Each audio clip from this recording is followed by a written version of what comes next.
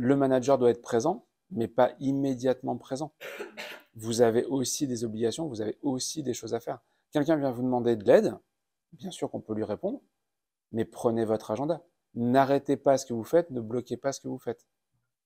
Beaucoup de managers qui sont en difficulté, ce sont des gens qui sont très disponibles, j'ai envie de dire trop disponibles, et qui me disent « Ah oui, mais je subis les rythmes des autres, les urgences, les appels, les machins. » Si par contre vous avez des habitudes, soit de dire « Je peux pas maintenant, mais on prend rendez-vous », soit tout simplement de dire « Je sais que mon manager, je le vois 1, 2 fois par semaine à un moment précis », vous allez avoir moins d'interruptions que si vous n'êtes pas disponible et qu'il faut venir vous solliciter au moment où on en a besoin.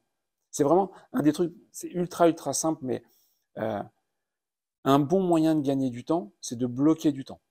Si vous avez l'habitude de voir des collaborateurs 1 fois par semaine, encore une fois, ils savent qu'il y a ce moment-là, et souvent ils vont réserver, à part urgence particulière, ils vont noter des choses pour quand on se voit. Si par contre ils ne savent pas quand ils peuvent vous voir, ils vont vous voir, ils vont vous solliciter au moment où ils en ont besoin. Et plusieurs fois si nécessaire. À chaque fois que je l'ai mis en place, à chaque fois j'ai des managers qui m'ont dit on vient moins me déranger parce qu'on sait qu'on va avoir rendez-vous. Donc important autant que possible d'avoir des rituels, d'avoir des habitudes. Je pense qu'il y a tout ce qu'on a échangé, vous êtes plutôt d'accord, vous avez compris des choses, pris de la hauteur, etc. C'est-à-dire que vous allez vous retrouver avec des choses où votre voix intérieure va vous dire ce qu'il faudrait faire, c'est ça. Il y a cette même voix intérieure qui va dire ouais, mais ça se fait pas. Ah mais non, mais ici on fait pas. La vérité, c'est la première, c'est celle qui va dire il faudrait que je réagisse comme ça. Votre émotion va vous dire je le sens comme ça, et votre éducation va vous dire ouais, mais ça va être compliqué. Écoutez la première. Parce que sinon, vous allez continuer à faire ce qui a toujours été fait et vous n'allez pas faire avancer vers tout ce qu'on a dit. Donc toi, ta difficulté, ça va être ça, ça va être d'écouter ta voix intérieure et de la faire appliquer. Comment on peut faire pour limiter ça? Comment on peut faire pour exprimer sa voix intérieure et quand tu as la même voix intérieure qui dit « Non, non, garde-le pour toi, ça va mal se passer ». Tu as quelqu'un en face de toi qui te dit quelque chose, tu dis « Je ne peux pas accepter ce que la personne me dit, mon instinct me dit que c'est pas une bonne option, c'est pas une bonne idée ». C'est difficile de dire bah attends, je fais le plus, le moins, il faut réagir sur le moment. Rappelez-vous, quand vous avez un doute, une situation, un truc un peu tendu, posez une question ouverte. Qu'est-ce que tu penses de? Comment tu ferais si? Partez sur votre ressenti et transformez votre ressenti. Ah bah non, c'est pas possible. Est-ce que tu penses que ce serait possible de? Pardon, c'est une question fermée, mauvais exemple. Comment tu pourrais faire pour? Mais écoutez votre ressenti, s'il vous plaît, écoutez votre ressenti. Si vous ne vous basez pas sur votre ressenti pour ensuite le creuser un petit peu, vous allez être dans le réflexe. Et vous allez vous dire, ah, je suis en train de faire ce qu'il ne faudrait pas que je fasse, je suis en train de dire ce qu'il ne faudrait pas que je dise, mais c'est trop tard. Et vous allez rester dans l'habitude. Au moins, cherchez à casser ça. Ça ne vous empêchera pas de revenir après. Mais comment tu ferais si tu devais le faire toi-même? Ah bah, je sais pas, machin. À la fin, je le fais moi-même. Et c'est une déception. Mais au moins, j'ai posé la question avant de dire, attends, je m'en occupe. Donc, il faut vraiment que tu écoutes ton envie première et que tu pousses vers ça.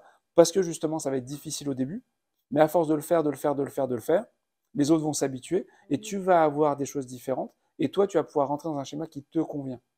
Sinon, tu vas toujours faire taire ta voix intérieure, tu n'auras pas de résultats qui confortent ta voix intérieure et tu n'auras pas des choses concrètes pour dire ah, finalement, j'ai pas tort. Et donc, mon estime, elle vaut quelque chose. Enfin, mon point de vue vaut quelque chose et je peux renforcer l'estime. Après, l'estime de soi, c'est pas que dans le travail. C'est ça, c'est un tout. On en parlera plus tard, parce que c'est un tout, justement. Sens de l'écoute humaine juste, très bien, mais prends bien conscience qu'en effet, ça peut être aussi ton point faible. Quand on est à l'écoute, aujourd'hui, je le dis, je le répète, on est dans une société où on n'écoute plus vraiment les autres. On écoute pour répondre la plupart du temps, pas pour vraiment comprendre. Donc quand j'ai quelqu'un qui m'écoute vraiment, bah je m'épanche, je prends du temps, etc. Et vous n'avez pas toujours ce temps.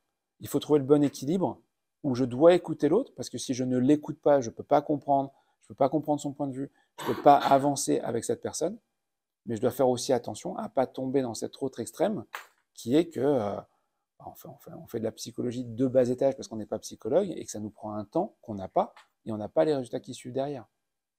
Donner le ressenti à un collaborateur que quand il a un souci, il existe plus fort, c'est des choses que je vois beaucoup trop souvent. Oui, mais je ne peux pas ignorer mon collaborateur, oui, mais il est triste, oui, mais il n'est pas bien.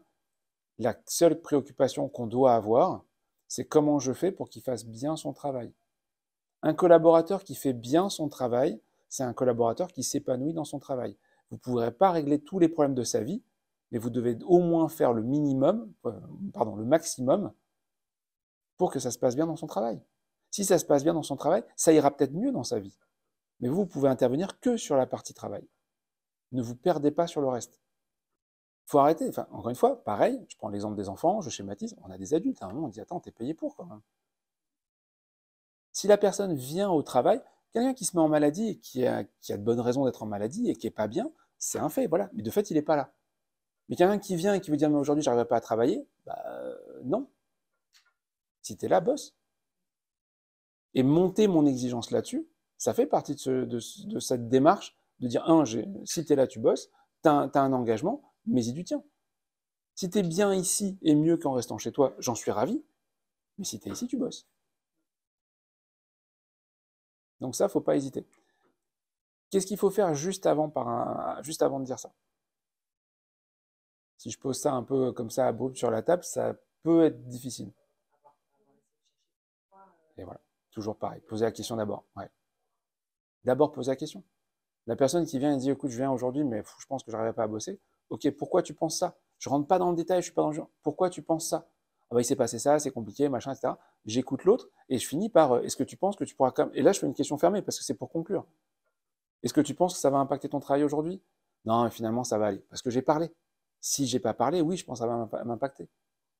Comment tu vas faire ton travail aujourd'hui malgré tout? Je vais m'organiser comme ça, comme ça. Ok, super. La personne vous dit non, mais franchement, j'y arriverai pas. Ok, pose un jour et rentre chez toi. Ah, mais je peux pas, tu comprends, les autres, qu'est-ce qu'ils vont penser? Si tu bosses et que tu fais ton travail, ils penseront rien. Si tu es là et que tu fais pas ton travail, oui, ils vont penser des choses. Autant que tu rentres chez toi. Mais la personne qui vient, qui n'a pas envie de bosser parce qu'elle n'est pas bien dans sa peau, et il n'y a aucun jugement là-dedans, elle va quand même être payée pour sa présence. Et on ne peut pas payer les gens pour leur présence, on doit payer les gens pour le travail qu'ils font. Ayez un niveau d'exigence assez élevé, parce que pour moi, c'est respecter l'autre et respecter l'équipe. Accepter que quelqu'un vienne et ne travaille pas, ou ne fasse pas ce que vous attendez, parce que de toute façon, lui, on ne peut pas espérer mieux, c'est manquer de respect à la personne et aux équipes. Vous acceptez que l'équipe se sacrifie, fasse une partie boulot, ou que vous sacrifiez en faisant la partie que l'autre ne fait pas. C'est pas juste, c'est pas honnête, c'est pas sain, c'est pas pérenne, et tôt ou tard, ça va craquer. Montez votre niveau d'exigence. Et donc toi, c'est vraiment important que tu te repères au cadre, en fait. Sens de l'écoute humaine juste, tu vas l'avoir naturellement. Mais il faut que tu aies le cadre, les missions, les règles toujours en tête.